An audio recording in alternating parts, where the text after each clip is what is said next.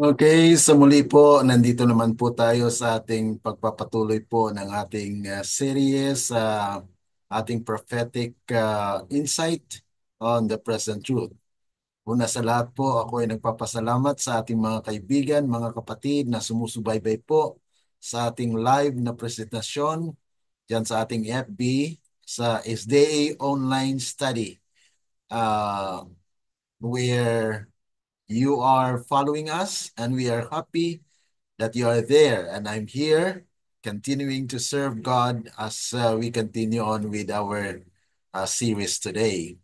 Atin pong pinasalamatan ang ating mga kaibigan sa iba't ibang dako po ng ating mundo, at para po doon sa mga taong nagsusubaybay po ay pagpalain po kayo ng Panginoon. Nawa at ang pagpapala at gabay po ng Panginoon ay sumasa inyo. Sa ating mga kaibigan sa Canada, sa Bahrain, sa Jeddah, sa Australia, sa Laos, at sa iba't ibang countries, mga kapatid, ano? Atin din pong pinasalamatan ng ating mga kaibigan, our friends, brothers and sisters there in Zambia, in the Philippines, and also in New Zealand, wherever you may be. We are happy to welcome you and to greet you a happy day today. And good afternoon to all. Good evening for those who are viewing this tonight. And good morning for those who are following us in the morning. And those in the afternoon, good afternoon. Okay? So ito po ay pagpapatuloy po ng ating serye. Nais ko lang pong ibalikan ng konti para po sa ating mga kaibigan at mga kapatid na hindi po nakafollow kahapon. Ito pong ating last na presentasyon patungkol po sa Sikaraya, ano? Sikaraya chapter 6, na kung saan ito po yung it's a paradox, paradox of the ages na pinakita po rito yung purification of the church. So atin lang pong binabalik yung kahapon na presentasyon, at ito po ay may kaugnayan din po sa ating pag-aaral sa hapong ito, na kung saan ito po ay patungkol sa purification of the church. But before the purification of the church, there is actually a biblical foundation where we can see in Zechariah that it was actually shown to him what will happen in the last days, especially with the two brass mountains that had been shown to Zechariah. And as we have discussed yesterday, that these two brass mountains representing the two Pentecostal date or time na kung saan ito ay state of the church which is purified. It means that they have it's not deteriorating character because it is represented by a brass mountain. And brass mountain is non-corrosive. Non-corrosive, hindi po siya kinakalawang, hindi po siya nasisira. Ngunit mga kapatid, ayon po doon sa binasa natin sa 2 Thessalonians, na it cannot be fulfilled unless there is first the falling away. The falling away is actually the identification where there is a man of sin that will be revealed. And that was actually the start of the falling away, where at first it was started with the eradication or the change of the Sabbath. And then after that, the darkness, which we have studied, that there was the dark ages. Okay, so that's actually our presentation yesterday. And today, we will be continuing with somewhat alike study, because this is also a purification na kung saan ay atin pong napag-aralan ang first chariot, second chariot.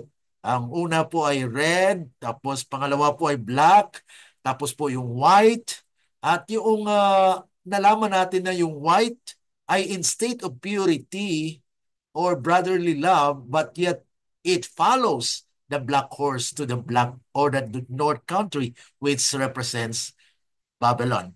And so it was the time when the Spirit of God was quieted in a north country, that there were no more truth or light to them.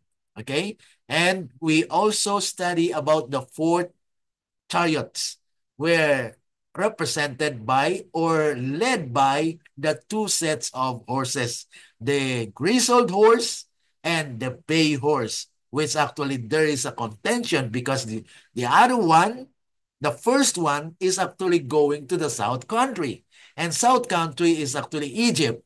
And so it is actually worldliness that our church, as it was presented yesterday, that there are leaders in a church where they are conforming to the world, because it has been prophesied by Ellen G. White in TM, or Testimonies for the Church, Volume 5, 217, that the church is steadily retreating toward Egypt. And we have read that one, mga kapatid, ano? But the other set of the leaders in a church are those represented by the bay horse, which the only solution is, the Bible says, get thee hence. Ibig sabihin, mga kapatid, mayroon pong separation. There is a cutting off of the cords that connects the leaders or this grizzled horse and the bay horse. So there is a purification. That's why we are dealing with the purification, that there is a new life that is coming up for the church. And this is the solution, because there are two opposing influences exerted in the church today. So that's what we have learned yesterday. So today we will be continuing with the study. Okay? But before that, I'd like to introduce our subject today. Okay? Will God destroy all the residue of his remnant people? Because purification signifies that there will be a separation. And a separation will take place when its process or the sealing time had been finished. Kaya mga kapatid, kailangan po natin pag-aralan kung paano po ng Panginoon i-purify ang kanyang iglesia.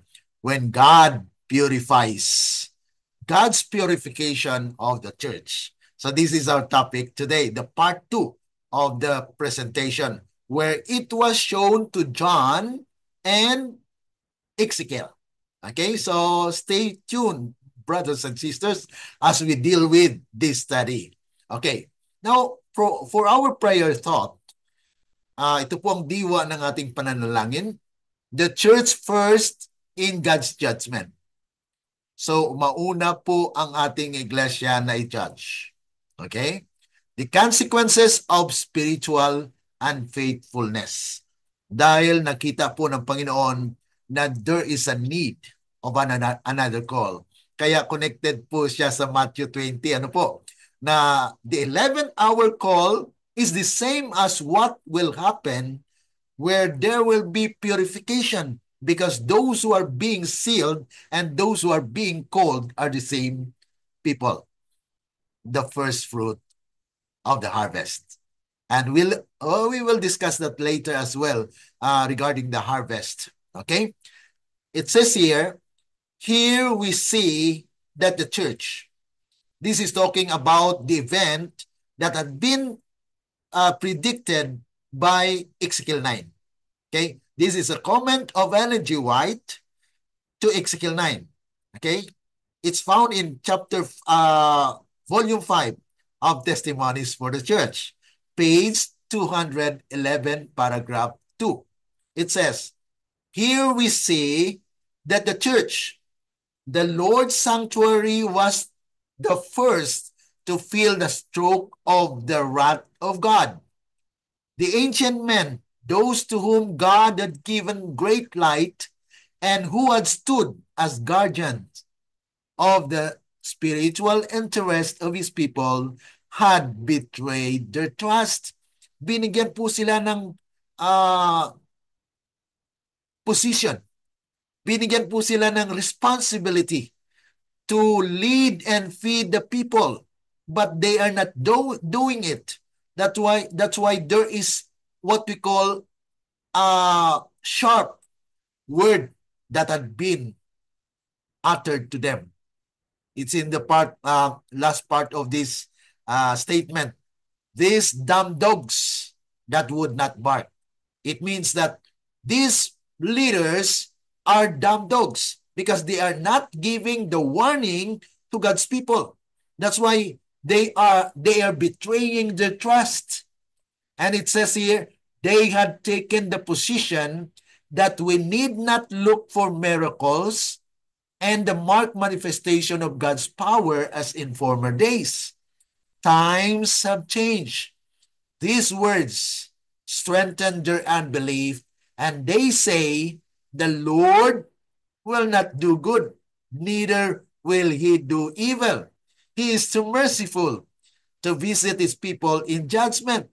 Thus, peace and safety is the cry from men who will never again lift up their voice like a trumpet to show God's people their transgression and the house of Jacob their sins. So these dumb dogs that would not bark are the ones who feel the just vengeance of unoffended God.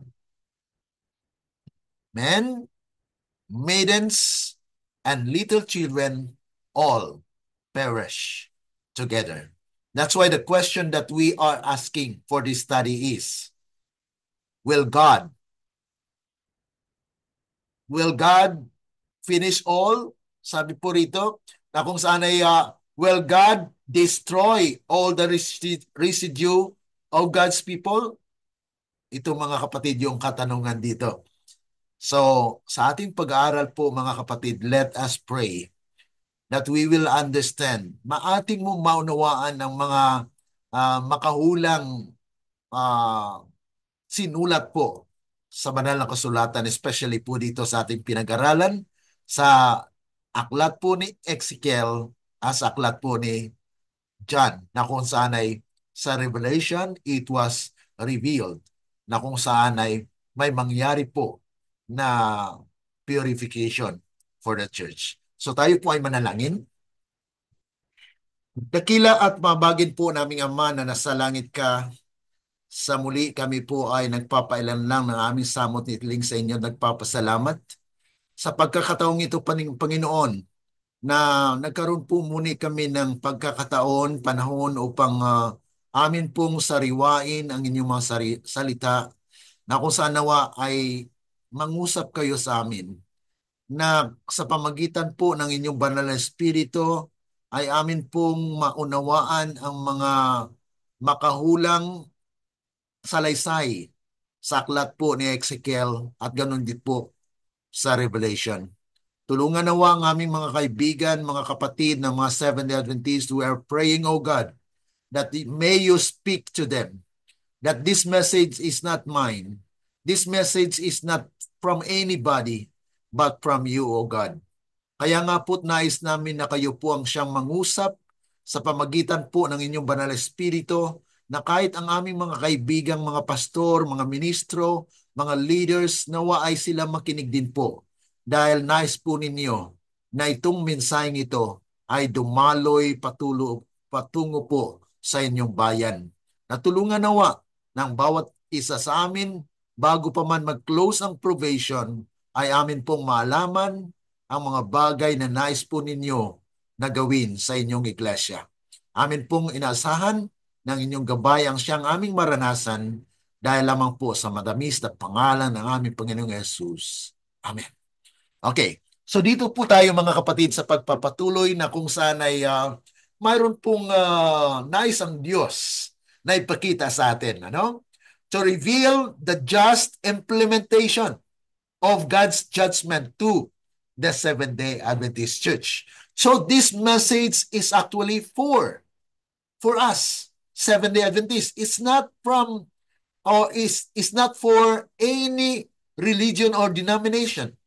It is for us Seventh-day Adventists because the judgment will start in the house of God according to 1 Peter 4:17.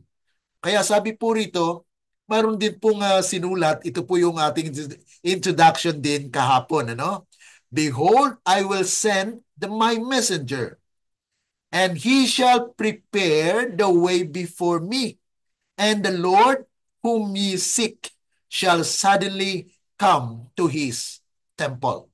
Ito pong ating pinag-aralan ay I already presented in Revelation chapter 14, verse 14, that there is a judgment through a harvest because the one that's sitting on the clouds, Son of Man, who has the sickle signifies a harvest, a purification, a judgment.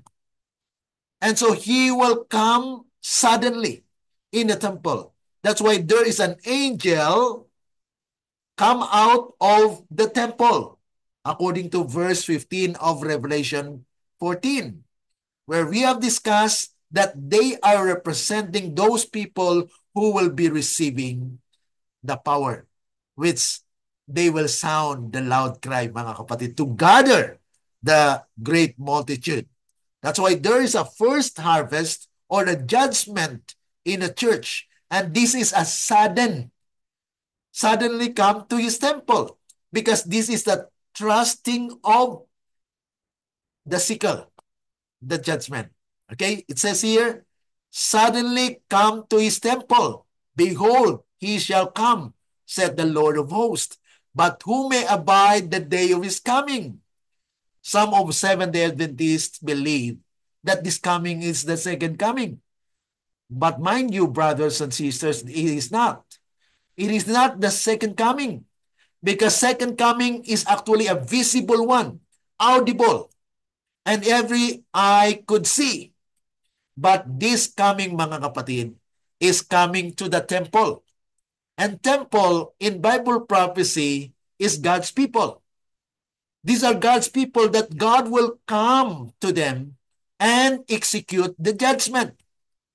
You may also refer the study on Isaiah chapter 63 because there is a description of how the Savior of the world will be clothed with the robe of vengeance, where his robe has been sprinkled with blood as he execute judgment. And this is our study, mga kapatid. Na who shall abide, who shall stand when he appeareth? Because they can stand. Because they know, mga kapatid, na yung coming of the Lord ay akala nila second coming. But there is a coming as a thief. And coming as a thief, no one knows. And they were just taken in surprise. Kaya nga po sabi rito na who shall stand when he appeareth? For he is like a refiner's fire. When refiner's fire, ito po yung paglilinis sa pamagitan po ng gawa ng Espiritu. Ano ba po? And like fuller's soup, paglilinis, talagang linisin niya po mga kapatid. And he shall sit as a refiner and purifier of silver. And mga kapatid, and he shall purify the sons of Levi. The sons of Levi, these are the first fruit because they are the one that will be used during the loud cry, mga kapatid. And purge them as gold and silver, that they may offer unto the Lord an offering in righteousness, because they will bring an offering. As Isaiah chapter 66, verse 20 says, that after a purification, they escape from the slaughter, and they will be sent to all nations, and they declare the glory of God to the Gentiles. That is recorded in verse 19 of Isaiah 66. So you can just actually take note those texts, ano, mga kapatid, na kung saan sabi ito, Isaiah 66 verse 19, that those who are escaped from that slaughter in verse 15 to 18 will be sent to all nations and declare the glory of God to the Gentiles.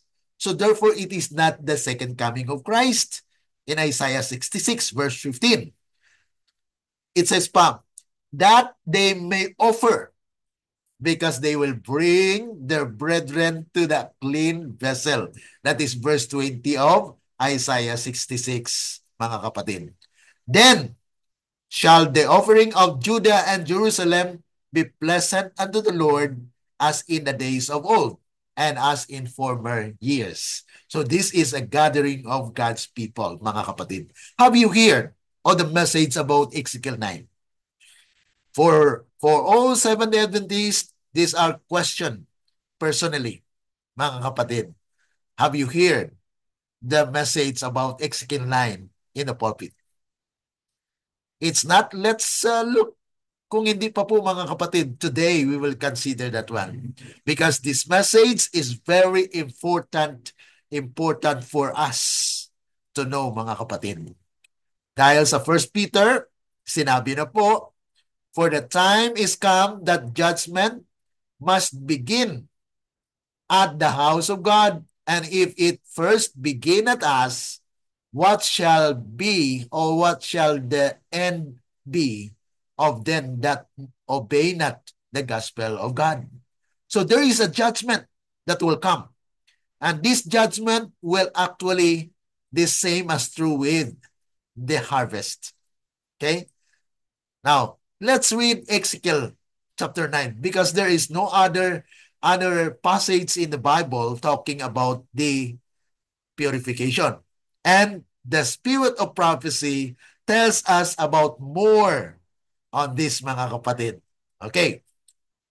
Please turn to your Bible if you have your Bible there. Okay. Ezekiel chapter 9 verses 1 to 11.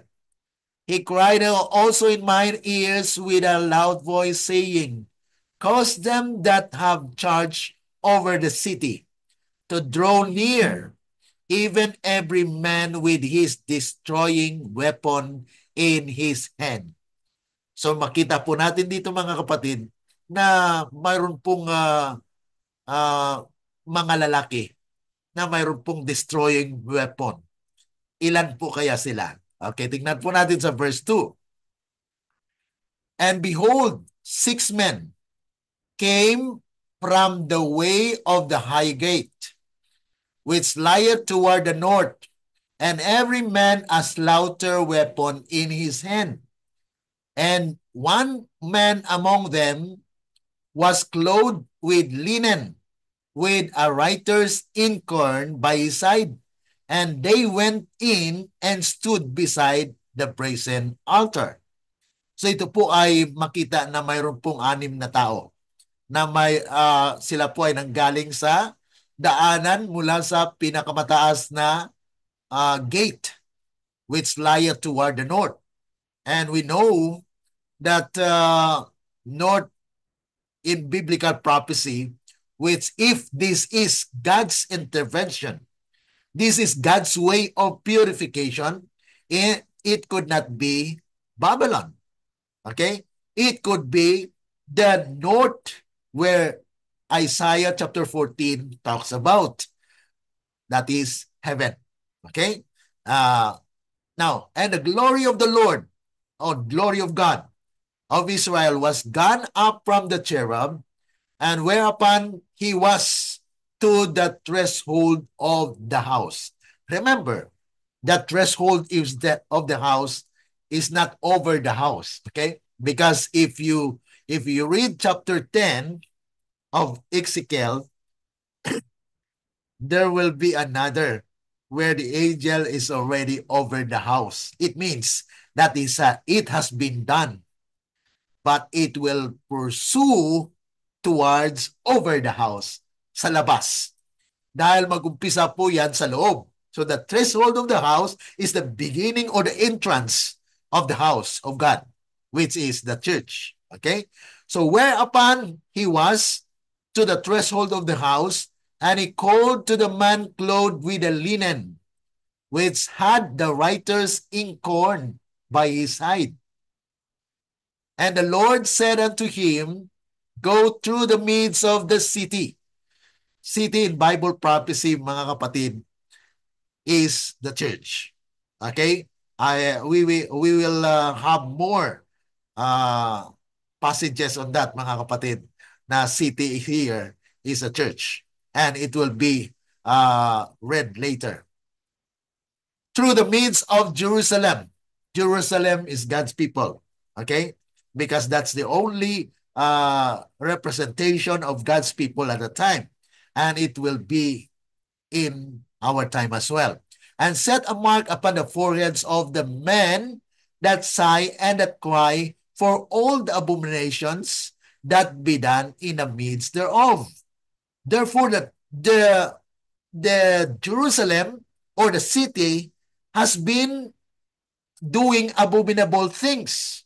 Kaya nga po, nais ng Panginoon na mayroong magsasay and cry. Yung sighing, alam niyo po may yung sigh, you are sorry. Sorry of your own doings. That is your own personal. That is a personal spiritual declension where you have sinned against God. And now you are realizing that's why you are sighing for yourself. And cry. Cry means sharing the message of truth to the people. Okay? So that is the dual activity or dual responsibility of those who have received the fourth angel's message, as we have discussed in our previous studies. That there is a recipient of the messages that will acknowledge that they have abomination that had been done in the church. That's why we need also to study what are those abominations that are to be sighed for, and to share as well to our brothers and sisters. And it says, as continuation, mga kapatid, and to the others he said in mine hearing, Go ye after him through the city, and smite, let not your eyes spare, neither have ye pity. Kaya ito po ay talagang walang awang pagpatay, because God has given already the warning. God has given the messages. That's why there is the fourth angel's message that will give force and power to the third angel's message, and telling the third angel messengers to repent. And the only remedy is actually for the church to be purified. Those who will take heed of the message will be sealed with the truth. That's why there is a sealing. Kaya nga po, patuloy po tayo. Slay utterly old and young, both maids and little children, and women, but come not near any man upon whom is the mark. Kaya ito po ay talagang mayroon pong process na kung paano po ay sinisilyuhan yung mga nagsasayan cry. And begin at my sanctuary. Then they began at the ancient men which were before the house.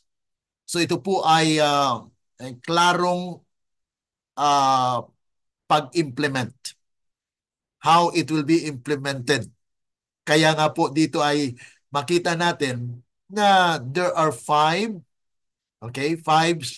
men who has the slaughtering weapon. And the other one is the sixth, which has the writers in corn. That he is marking those who are sighing and crying for all the abominations that are being done. in Jerusalem, in the city. Now, it says here, dito po nanggaling ang ating tanong kanina. Will God destroy all the residue of God's people or the remnant people of God? It says here in verse 8, and it came to pass while they were slaying them, and I was left, and that I fell upon my face and cried and said, "Oh Lord God, wilt thou destroy all the residue of Israel in thy pouring out of thy fury upon Jerusalem?"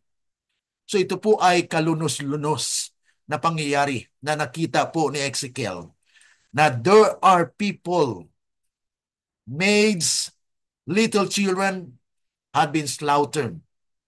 Why? Because of the iniquity. Ang reason po dito mga kapatid dito sa verse 9, then said he unto me, the iniquity of the house of Israel and Judah is exceeding great, and the land is full of blood, and the city full of perverseness, for they say, the Lord had spoken or forsaken the earth, and the Lord seeth not. Mga kapatid, this is not a spiritual slaughter, because some may say, especially our theologians, the pastors will tell you, this is a spiritual slaughter. But the question is, what is a spiritual slaughter? Okay, now there are comments actually in Spirit of Prophecy na kung saan ay makikita po natin dito sa ating nabasa kahapon. Okay, the closing work for the church, which this is the sealing time of the 144,000. And ito pong the consequences of excusing sin. Because these are the people who are leading the church. Na they will just say, okay lang yan. Basta you just go to church, be going to church and be faithful. It's okay if you commit like this, commit like that. It's okay. Even your dress, ay wala na po mga kapatid, lowering of the standard. Okay? So these are the things na mga kapatid ay maging burden ng mga talagang tumatayo sa counsel of God, na kung saan may mga tao po talaga na are on the side of those who wants a purification of the church. Dahil sinabi nga po doon sa TM 46 and 45 that there are two opposing influences that are exerted in a church. And that's the condition of the church that we have seen yesterday. That the last chariot has two sets of horses. One is going to the south, which represent Egypt. Egypt means wilderness. And the other, which is the bay horse, wanting to preach the gospel to all the world. And the only solution, mga kapatid, is the slaughter. Okay? Na kung saan ay, sabi nga po rito, mark this point with care. Those who receive the pure mark of truth. Kaya mga kapatid, yung mga taong makareceive po ng tunay na tanda ng katotohanan, because the Spirit had come, and we identify that when He comes, He will actually lead you, guide you into all truth.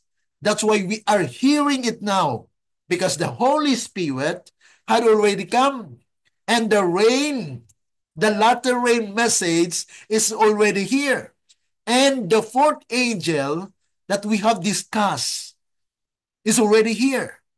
And what more?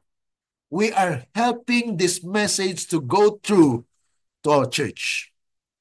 Which it says here, those who receive the pure mark of truth wrought in them by the power of the Holy Spirit or Holy Ghost, represented by a mark by the man in linen, are those that sigh and that cry for all the abominations that be done in the church. So it's clear from the inspiration that this message is for us because it was written in the testimonies for the church, na kung saan ito ang dapat na i-preach natin sa ating mga pulpito para ma-warn natin ang ating mga kapatiran na there is a judgment that will come in the church. Kaya nga po sabi rito, read the 9th chapter of Ezekiel, but the general slaughter of all those who do not thus see the wide contrast between sin and righteousness and do not feel as those who stand in the counsel of God and receive the mark is described in the order of the 5 men with slaughter weapon. So they will be destroyed, mga kapatid. The mark of truth, na kung saan ay kailangan po, mga kapatid, na masilyuhan ang bayan ng Diyos. Na kung saan ay there is a sealing in the church going on now because you are hearing the message that will prepare our people. Kaya sabi po rito sa Testimonies for the Church, Volume 5, 211, here we see that the church, the Lord's sanctuary, was the first to feel the stroke of the wrath of God. Kaya mga kapatid, itong slaughter na sinasabi po rito sa Ezekiel 9, it will happen in a church. Kaya nga po, sabi pa po rito, karagdagan sa verse 10 ng Ezekiel 9, and as for me also, mine I shall not spare, neither will I have pity.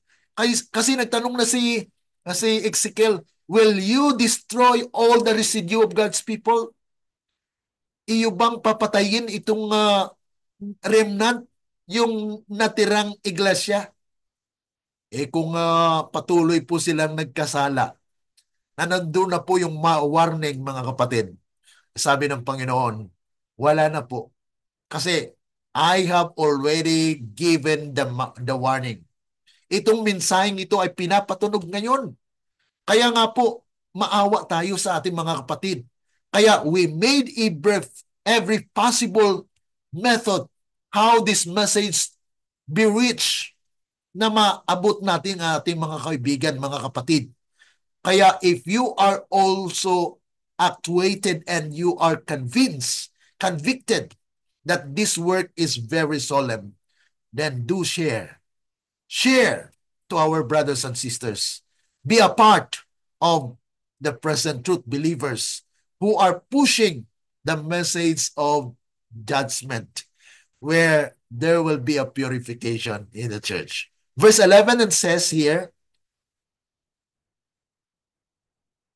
and behold, the man clothed with linen, which had their incarn by his side, reported the matter, saying, I have done as thou hast commanded me. Mga kapatid, talagang mangyari na those who are not faithful to the leadings of God through His message will be destroyed. Kaya nga po, sabi pa po rito sa inspiration, na nagtatanong, literal po ba ito? Kasi maraming nagtanong na, literal ba yan? At sabi pa ng iba, nangyayari na yan. Mga kapatid, the spirit of prophecy tells us that this is applicable in our time, because Testimonies for the Church Volume 5 tells us that the church is the first to feel the wrath of God. And Ellen G. White is talking not of the ancient Israel. He's talking about the modern Israel, because we have seen that the sound of the message right now, as we have studied in Revelation chapter 14, that there is a need of a fourth angel's message. What happened to the third angel's message? It has been tame, voiceless, uncertain. That's why there is a need of another call. The 11th hour call, mga kapatid. Kaya sabi po rito, many I saw were flattering themselves that they were good Christians who have not a single ray of light from Jesus? Yes, maybe we can say they are good Christians, pero wala silang kahit katiting na liwanag, mga kapatid. And I saw that the Lord was weeping. Kanyang hinahasa ang kanyang tabak, mga kapatid. Kaya doon sa Revelation 14:14, the Son of Man has a sickle representing his actually harvest. He will harvest. And it says here, bakit siya naghasa ng kanyang sword in heaven? To cut them down. Oh, that every lukewarm professor could realize the clean work that God is about to make among His professed people. Kaya hindi natin masasabi, mga kapatid, na this is a spiritual slaughter. This is a purification of the church where unless the tares will be removed from the church, mga kapatid, like the Israel of old, that there are still Achan. They had been not victorious because of Achan in the camp. Kaya nga po, ito po ang nais ng Panginoon na i-purify po yung kanyang iglesia. Atin po yung madadagan pa sa ating pag-aaral po sa harvest. Mayroon po tayong pag-aaral din, Matthew 13, harvest. Mayroon din po tayong Leviticus chapter 23, the ceremonial harvest. And it will be followed next week, mga kapatid. Okay? So Ezekiel's vision fulfilled, the angel of death returned. Ito po, mga kapatid, yung talagang the fulfillment of the Ezekiel's vision. According to the spirit of prophecy, kasi sabi po ng mga karamihan sa mga pastor po ngayon, nasabi nila, no, it has nangyari na yan.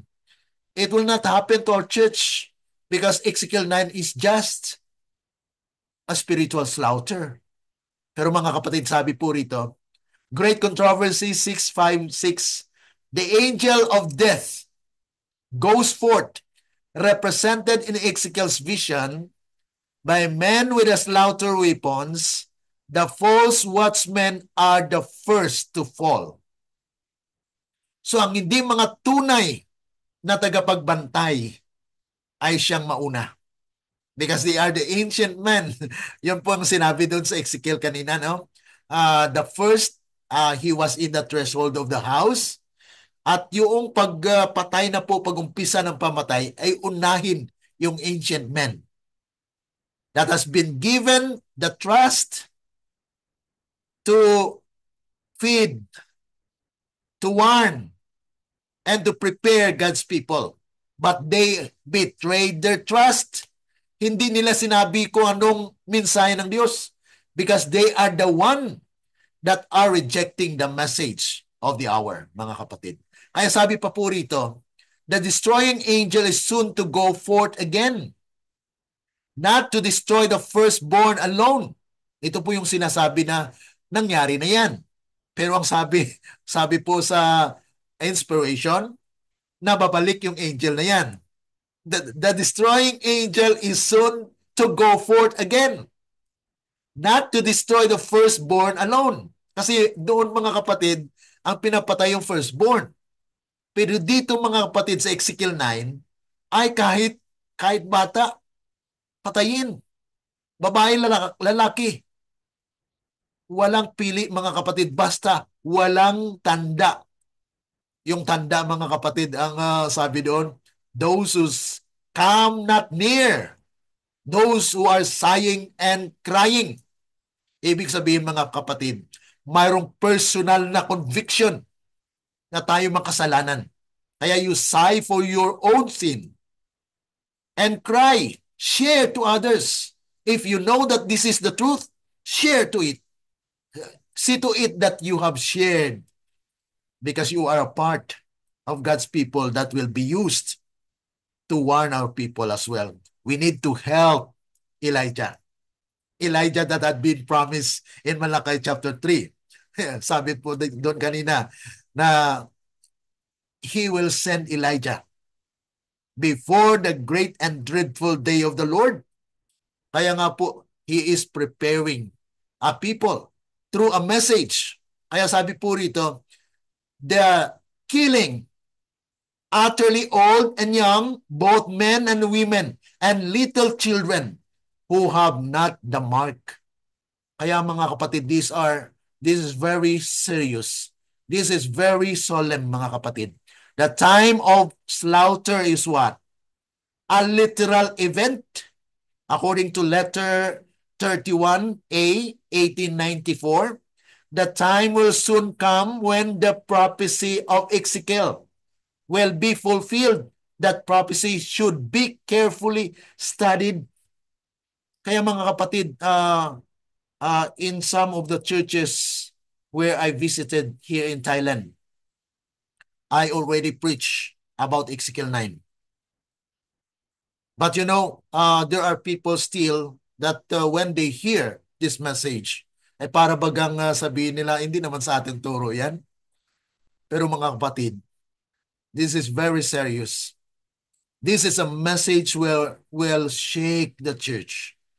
There will be people who will be receiving and rejecting the message.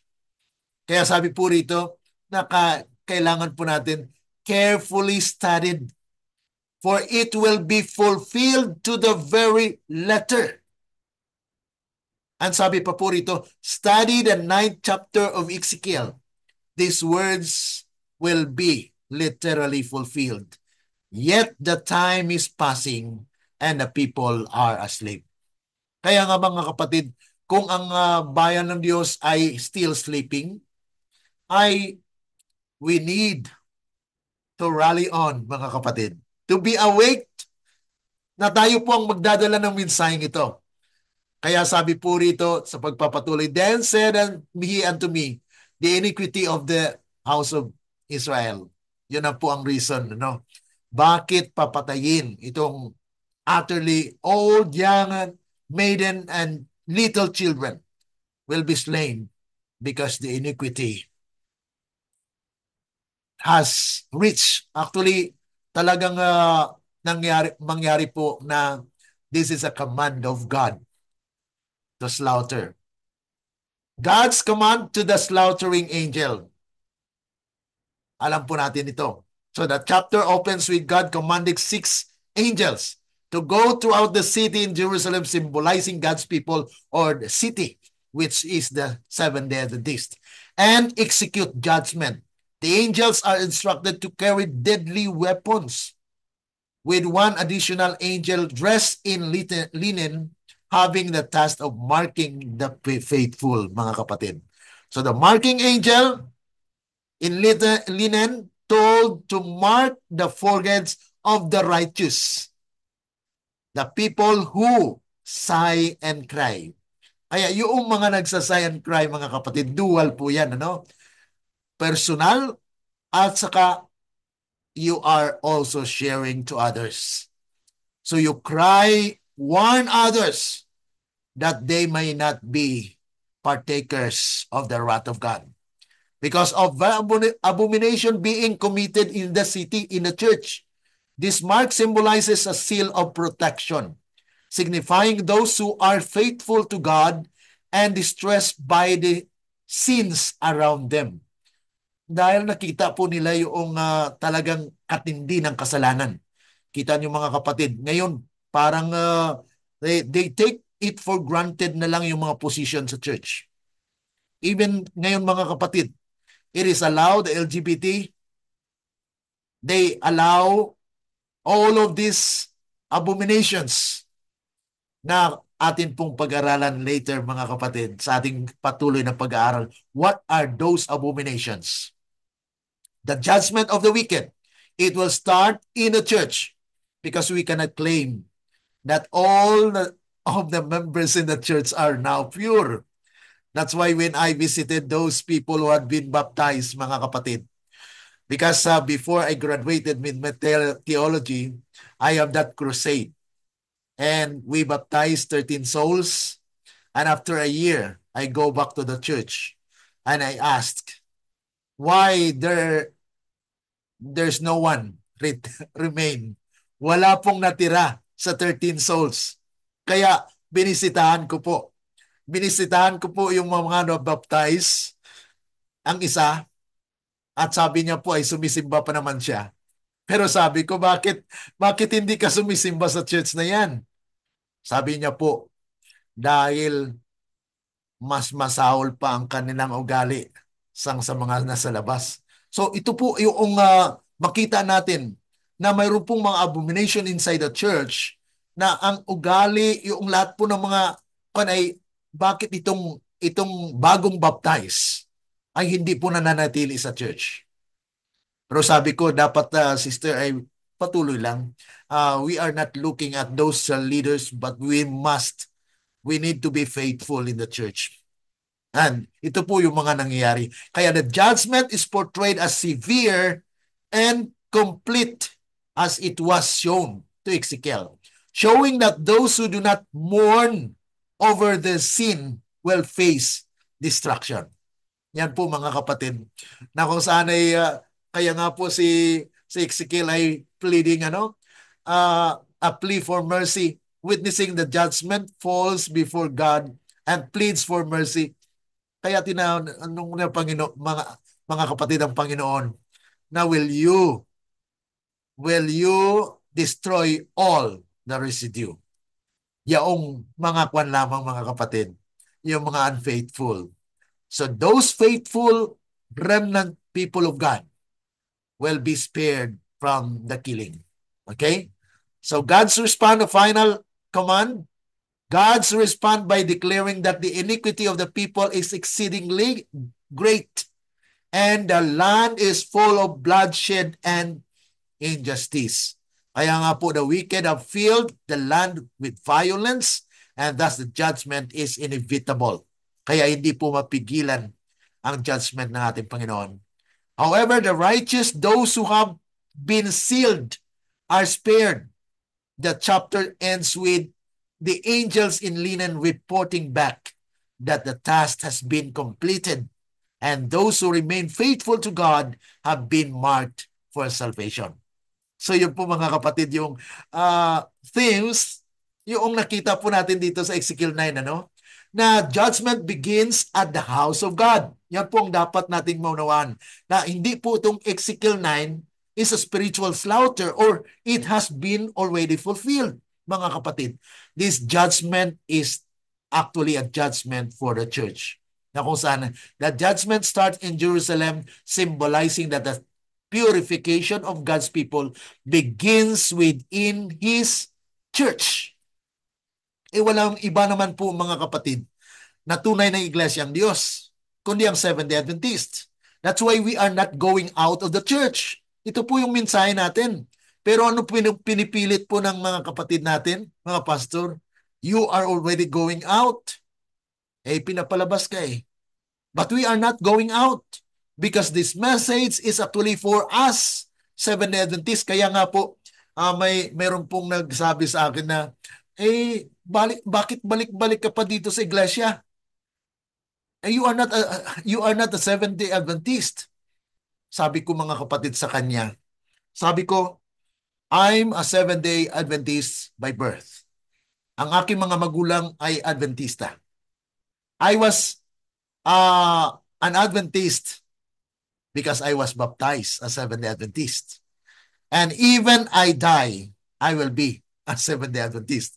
Because a Seventh-day Adventist is observing the Sabbath in its true observance.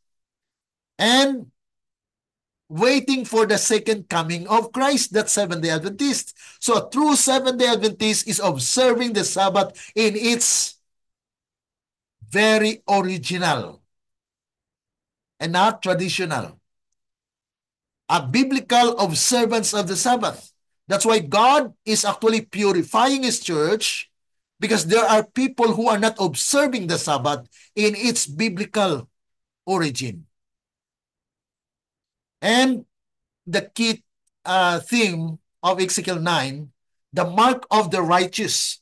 The faithful are marked with a seal in their foreheads. And this is before the mark of the beast.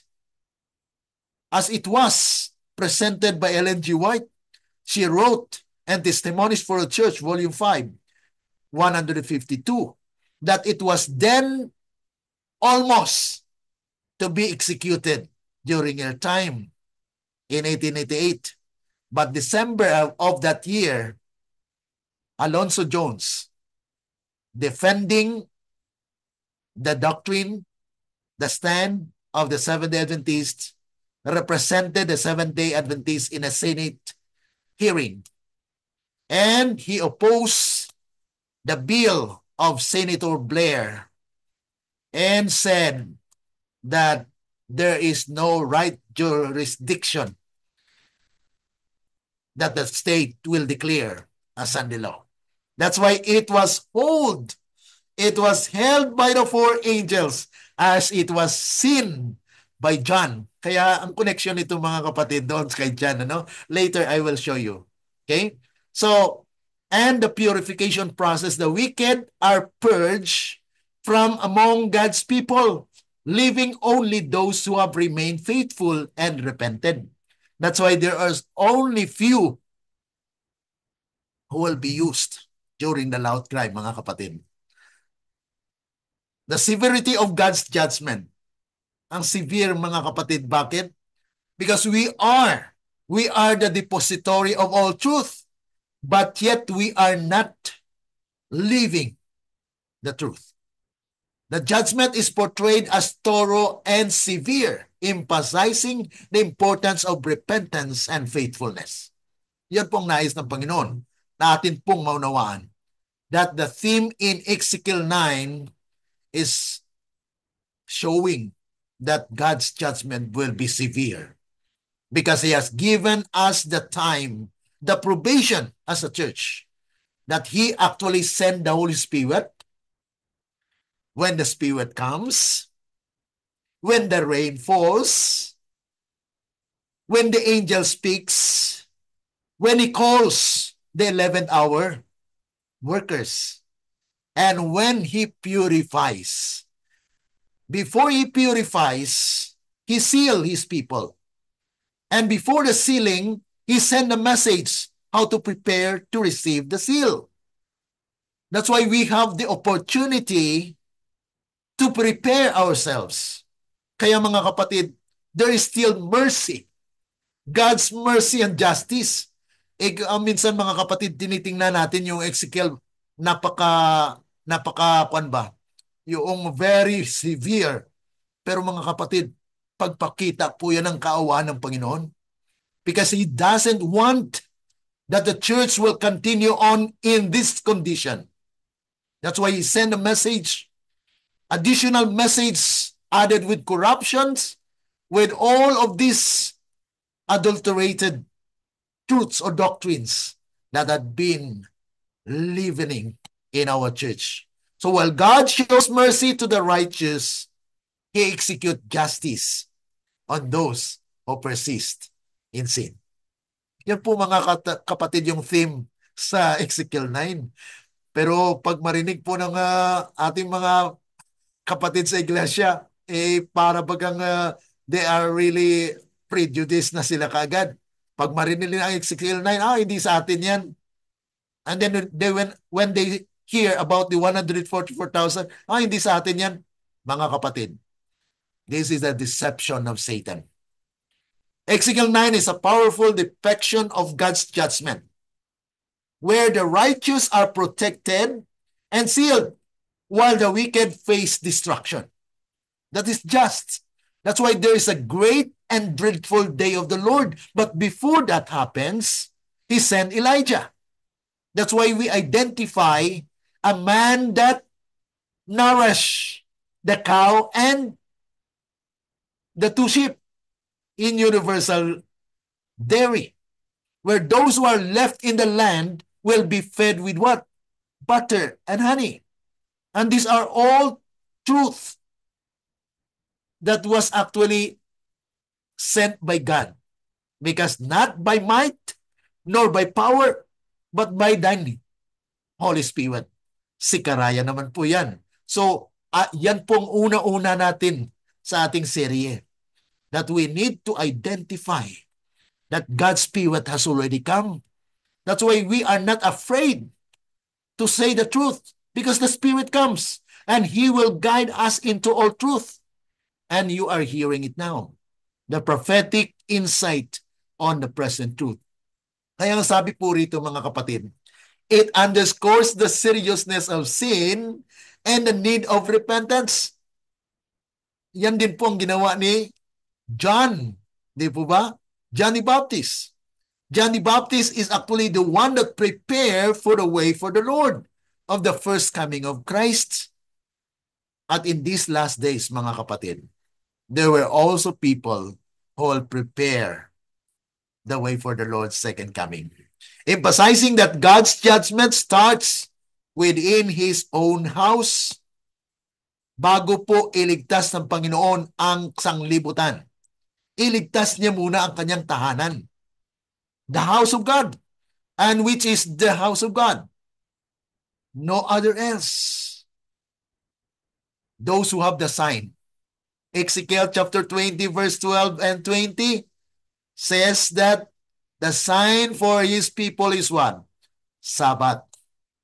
Those who keep the Sabbath have the sign of God's people. At ito po ay may extension because God will save the world. Ito po yung mga comment ni Ellen G. White, ano? Para po madagdagan yung ating mga points. Testimonies for the Church, Volume 5. Ito po yung actually nabasa na natin, but we get the gist or the gems of this passage. Ellen G. White makes several references to the purification of the church in relation to Ezekiel 9. In this passage, she speaks about how judgment begins at the house of God, the church, and how those who are unfaithful will face God's judgment first. Okay? So talagang una po yung church na makaranas po ng judgment ng ating Panginoon. She describes how the ancient men, spiritual leaders, yan po yung mga spiritual leaders, yung ancient men, had betrayed their trust. Talagang sila po ang binigyan ng karapatan na manguna. Kaya nga po doon sa Zechariah chapter 6 na ating pinag-aralan kahapon, may two sets of leaders. Sila po yung mga leaders, ano? Ang una ay Grizel. Okay? They are going toward Egypt. At Egypt po ay wilderness. Kaya the first class leader of the church now are actually following what the mandates of the world. Kaya nagtaka ko, hindi man ako nagtaka no, na during the pandemic ay ang ating church po ay nag-declare din ng mandatory vaccination. So, we cannot yung hindi natin sila ma-blame mga kapatid. Ano? But we are seeing here, nakikita po natin that if those people are Seventh-day Adventists, we believe in the health reform message of the church as the first angel's message, mga kapatid. Kasama po yun sa first angel's message, yung health message, mga kapatid. Kasi sabi ron, give glory to Him. Giving glory is actually taking care of our body. And we have a message. We have 8 doctors. The New Start. Nutrition, exercise, water, sunlight, trust in God, temperance, air, rest, and trust in God. So those are 8 doctors that we study. And if we apply these principles, no sickness. If there are, it could be prevented and remedied. Yun po mga kapatid. So these are the things that we need to understand that even Ellen G. White shows and has written about the purification of the church. Another passage is in early writings 270 and 71. Ellen G. White emphasizes the purification of the church and a sealing of God's people in the last days. So hindi po ito mga kapatid na karaan na. So mali po yung sinasabi ng mga pastor na iba, no? Na nangyari na yan. Ezekiel 9 na yan, na nangyari na. No. Ellen G. White says that it will happen in the last days. She explains that the church will undergo a cleansing process as God's judgment begins with his own people. She compares the scene in Ezekiel 9 to the final sealing of the 144,000, those who are marked by God as faithful and pure. Kaya mga kapatid, there are a lot of passage mga kapatid. Ito naman, Testimony for the Church, Volume 3, 266. This passage talks about the separation between the righteous and the wicked and how the church symbolizes by Jerusalem in Ezekiel's vision would experience the first stroke of God's judgment. Ellen G. White indicates that those who are unfaithful and refuse to repent will be cut off. Yan po ang sinasabi sa mga talatang binanggit mga kapatid. Ano? Kaya nga po, kung i-connect po natin yan sa sinabi doon kanina, na Ellen G. White connected it with Revelation chapter 7. Chapter 7 mga kapatid ay nakita po natin dito na and after these things I saw 4 angels standing on the 4 corners of the earth, holding the 4 winds of the earth, that the wind should not blow on the earth, nor on the sea, nor on any tree. And I saw another angel ascending from the east, having the seal of the living God. And he cried with a loud voice to the 4 angels, to whom it was given to hurt the earth and the sea, saying, hurt not the earth, neither the sea, nor the trees, till we have sealed the servant of our God in their foreheads. Kaya ito mga kapatid ay pinakita na mayroong silyo. And I hear the number of them which were sealed. And there were sealed 144,000 of all the tribes of Israel, or children of Israel. After this, I beheld, and lo, a great multitude, which no man could number, of all nations and kindred and tongue people, stood before the throne, before the Lamb, clothed with the white robes, with the palms in their hands. So ito po mga kapatid, ang 2 groups that were mentioned in Revelation chapter 7, which we can see that in this pictorial representation, it actually describes in your mind. You can just picture out mga kapatid na ito po ang nakita ni John. Na kung saan ay mayroon pong 4 na anghel, okay, holding the 4 winds, that it will not blow to the earth, to the sea, and the trees, that it will not affect, because the land or the earth or the seas are representing the people, okay, in Bible prophecy. And there is another angel in verse 2 and 3, that there is another angel ascending from the east and saying in a loud voice, okay, hurt not. Kaya nga po maroon po siyang talagang pagpigil. Sino pong sinasabihan niya? The angels who have the arms where to destroy the people. Ito po yung pinakita po dito mga kapatid. Ano? May nagtanong nga dito sa mga presentation natin nakaraan mga kapatid. Is this the same with Ezekiel 9? The 4 angels here representing it is worldwide. Okay? In Ezekiel 9, representing the church, because it's 5. Remember that the 10 virgins, there are 5 foolish and the 5 wise. So, 5 representing the church to be the first to feel the stroke of an offended God. In Revelation chapter 7, it is shown here that it will be worldwide, mga kapatid. Kaya it is not a contradiction, because the Seventh-day Adventists are now worldwide are located.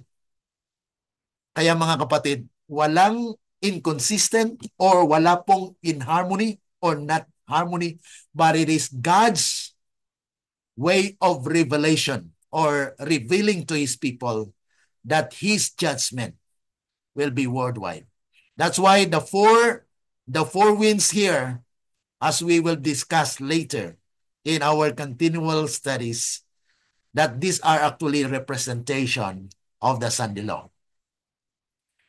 As it was declared by Ellen G. White, that she and his companion or his colleagues before, the contemporaries, the Adventists at that time, in 1800s, has almost feel that the Sunday law will be blown. But it was being held by the four angels at threatening of the blowing of the wind. Kaya mga kapatid, yung blowing of the wind at that time, it was not the war because it's already actually going on, but we have not seen any or a group of 144,000. So the symbols that were used in John, in TM 444, elements of nature, yes, it could be a political strives, but it's already actually going on. But where are the 144,000? And in Testimonies for a Church, Volume 5, 152, the blowing of the wind there is the mark of the beast. The time of trouble such as never was since there was a nation. So there is, right now, it was being held because God's people are not yet ready, mga kapatid. The sealing for the 144,000 is still ongoing. And the message is still sounding. That's why you are hearing it now. That there is a prophetic insight on the present truth that is being preached. The earth, according to Great Controversy 440-442, it points us unmistakably to the United States of America. Okay? So it will be actually declared there.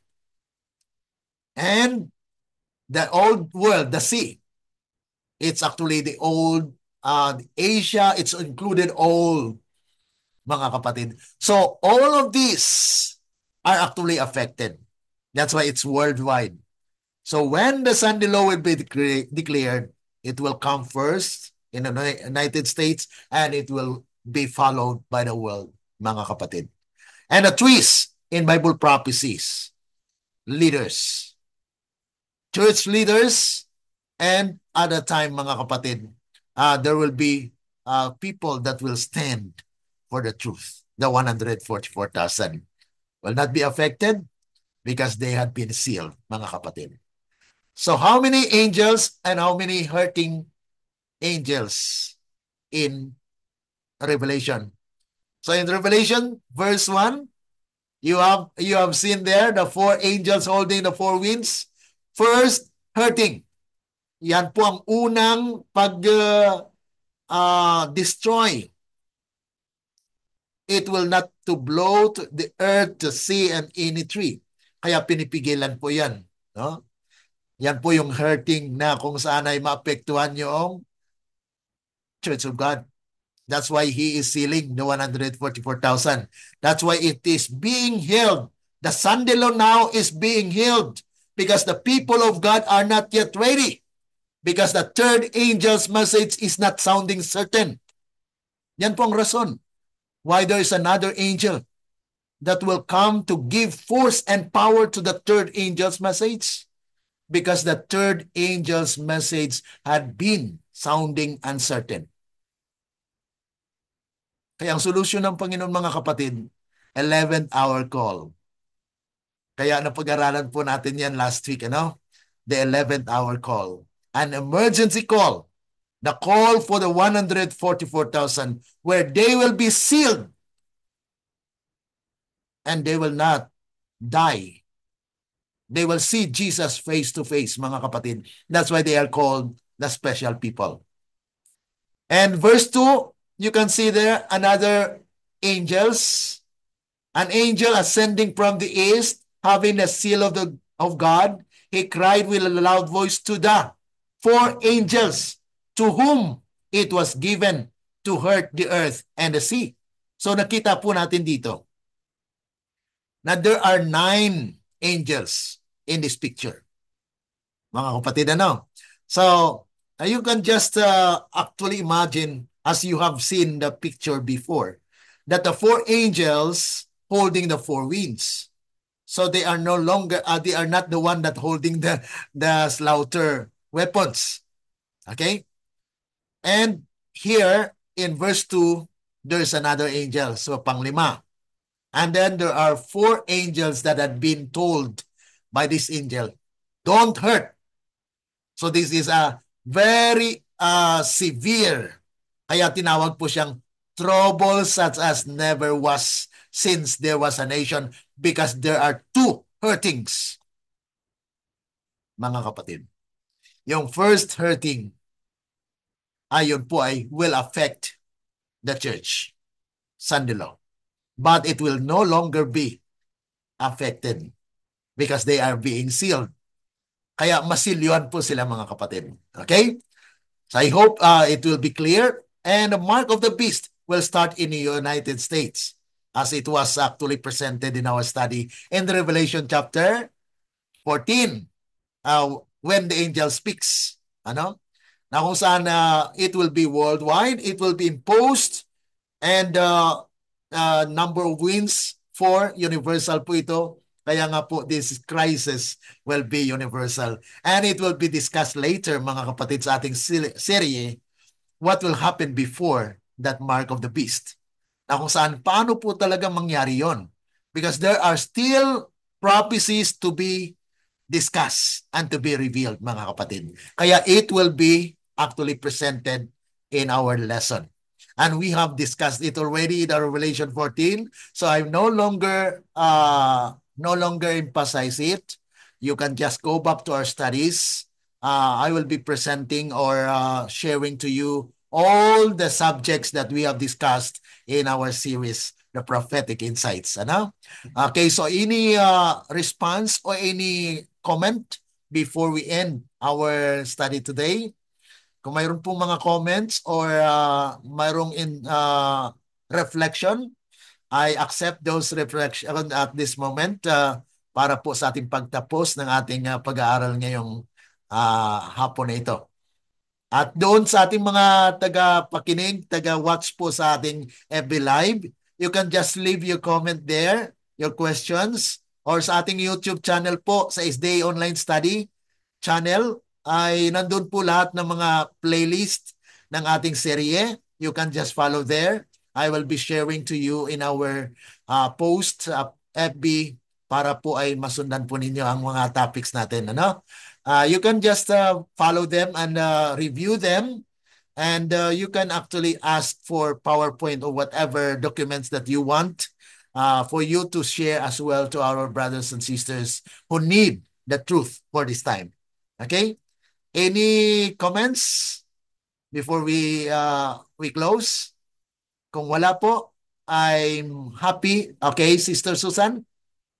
Magandang hapon po. Yes po. Yun pong 1 Peter 4:17, ibig sabihin hindi pa po talaga ito alam ng marami sa SDA. Apo. Kaya hindi po agad itinuturo. Yun Yun na. lang gusto.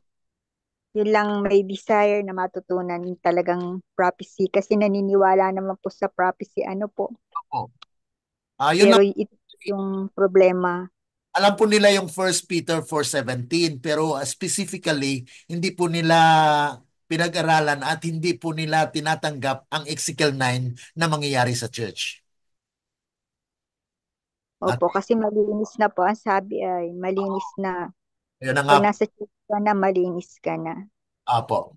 Okay, mayroon pong nagtaas ng kamay. Sige po. You just unmute your microphone. Sino pong behind the Bible?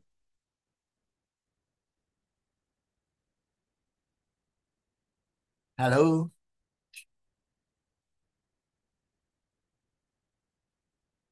Okay, nagtaas po ng kamay ang behind that icon Bible.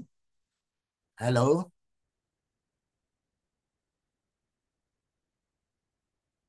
Okay. Okay, kung wala na po mga kapatid, siguro na kuan lang ano, accidentally na touch lang. So, we are happy to have you or nagtaas uli. Sige po.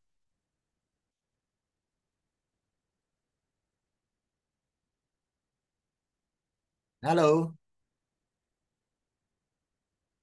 Okay, so I think maybe has a problem with the sound. You can just write your question, whatever your reaction sa ating presentation today. You are free to comment in our SDA online study in FB. You can actually type SDA online study there, and then you can just leave your comments so that we can answer them or whatever your concerns. We will take it carefully and prayerfully as well. Okay? So thank you so much for the time. Para po sa ating mga kapatid na nag-follow po sa ating pag-aaral ngayon, I'm happy and I'm uh, giving thanks to the Lord as well for this privilege where we have this time to study His prophecy. Okay? So for the close, mayroon pa po bang pahabol? I just give you time kung mayroon pa po. Okay? I asked already to unmute, but it seems that there's no action. Okay, so we will just proceed to our closing prayer, mga kapatid, ano? Sa pagtapos po tayo manalangin. Dakila at mabangin po naming Ama na nasa langit ka, sa hapong ito, lubos po ang aming pasalamat na kayo po ay nagbigay sa amin ng pagkakataon upang amin pong mapag-aralan ang propesiya na patungkol po dito sa paglilinis po ng inyong iglesia. Nawa tulungan ng bawat isa, Panginoon, especially sa aming mga kapatid, sa aming Iglesia Adventista de Septimo Dia, na kung saan lahat po ng aming mga kapatiran ay maging bukas ang kanilang isipan sa mga mensaheng ito. Dahil nais namin, Panginoon, na sila rin po ay makaalam at maunawaan po ang inyong gagawin para pagtatapos po ng inyong gawain sa lupang ito. Tulungan ng bawat isa, Panginoon, ihatid po kami at bigyan po kami ng kalakasan at lakas ng loob para po at amin din pong ma-share ang mga mensaheng ito dahil nais po ninyo ng inyong bayan ay makaalam ng mga katotohanan ito bago pa man mag-close ang probation sa aming iglesia. Tulungan, Panginoon, ang mga sumusubaybay po sa programang ito na sila rin po ay maging instrumento na sa pamagitan po sa pag-share, pag-comment, o whatever instrument or mode of communication that they could use for sharing this message, O God, may you speak to them that they will also be a helper to finish the work, O God. Salamat, Panginoon, sa pagkakataon at sa karunungan na inyong ginawad sa bawat isa sa amin. At amin pong binabalik sa inyo ang kaluwalhatian at pagpupuri dahil kayo po ay Diyos na mapagmahal at maawain, na inyo pong binibigyang halaga ang inyong bayan sa pamagitan po ng pagdadala ng mga mensaheng ito. Amin pong sinasampalatayanan na mangyari ang inyong kalooban at tulungan lamang ang bawat isa na kami po ay maging tapat na naglilingkod sa inyo. Ito po ay aming dalangin dahil lamang po sa matamis na pangalan ng aming Panginoong Jesus. Amen. Let the words of our mouth and the meditations of our hearts be acceptable unto the sight, O Lord, our strength and our Redeemer. Amen. Amen po, mga kapatid. God bless to all. Salamat, Brother Glenn.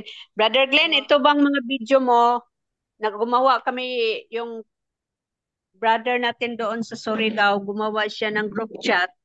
Sinama ako, tapos sinabi ko sa kanya, yung mga video mo, ipo-forward ko sa kanya. Amen. Sige po. Oh, You can do that whatever mode po na magawa natin. You can make your group chat and then send all of these recorded or mga links natin. Or if you want documents or study outlines, you can just request and I will try to make it possible. Okay, okay. Ay, tika pala, Brother Glenn, nag-chat ako kanina kay Pastor Myrek na hindi ka raw sumagot sa kanya. Pastor, kay Brother Glenn. Ah, Tapos sabi niya, mag-chat ako ngayon ano ko yung address ko. Kasi tinanong ko sa kanya, di ba gusto mo yung Shepherd's Rod book? Kaya mag-chat ka sa kanya. Siguro nag-ano na siya sa'yo ng address. Yun lang, sige. okay po. Maraming salamat po. Okay. Okay. I will check my accounts because I messaged him but there's no reply, so I'm just waiting for that. Okay, so maraming salamat po mga kapatid. God bless you. At sa bukas uli. Bukas po ay we will study on about judgment. Okay? So it will be uh, a very interesting subject as well. Okay, thank you so much. God bless all and bye-bye. Thank you. Okay, thank you.